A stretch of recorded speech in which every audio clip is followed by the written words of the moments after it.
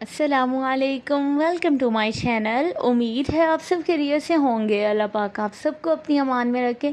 तो आज की रेसिपी है मेरी बहुत स्पेशल। मैं बनाऊंगी बहुत ही मज़ेदार सा हैवी सी ग्रेवी वाला ये कोरमा और बोनलेस बीफ का मैं बनाऊंगी। और उसके साथ साथ अहम बात यह है कि इसकी अच्छी सी ग्रेवी तैयार होगी, लेकिन बग़ैर टमाटर के और बग़ैर प्याज के।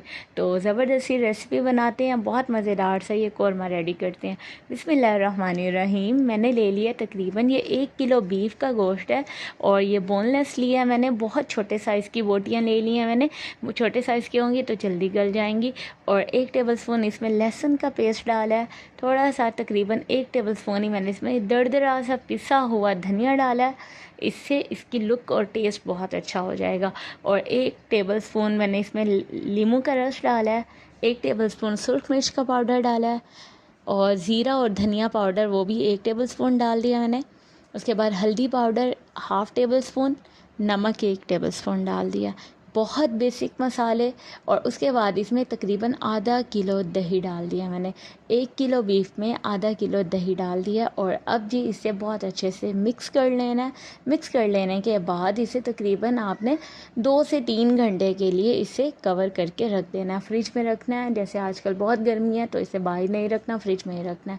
2 घंटे के बाद इसमें मसाले बहुत ज़बरदस्त से रच चुके हैं और ज़बरदस्ती हम इसकी ग्रेवी बनाते हैं। मैंने प्रेशर कुकर में तकरीबन 1 कप ऑयल लिया है और उसमें ये सारा जो बैटर था, जो ये गोश्त था मेरे पास वो मैरिनेट किया हुआ, वो इसमें डाल के थोड़ा सा इसे मिक्स करना है। तकरीबन 2 गिलास पानी डाल के इस पे लगा देना प्रेशर। कोई टमाटर नहीं डाले, कोई प्याज नहीं डाले। थोड़ी देर बाद आप देखेंगे कि कितनी ज़बरदस्ती ग्रेवी तैयार हो जाएगी।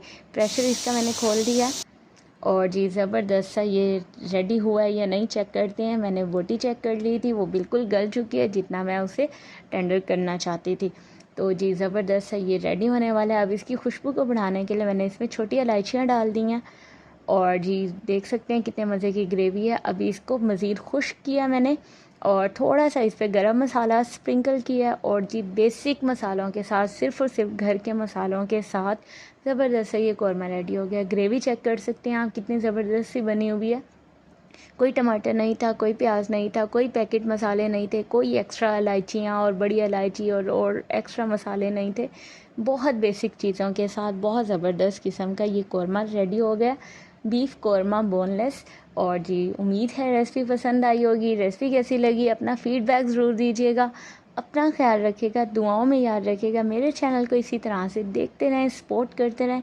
और अगर सब्सक्राइब नहीं किया तो जल्दी से सब्सक्राइब भी कर दें, बेल आइकन प्रेस कर दें ताकि आने वाली वीडियोस का नोटिफिकेशन मिलता रहे। अपना ख्याल रखिएगा। अल्लाह हाफ़िज़।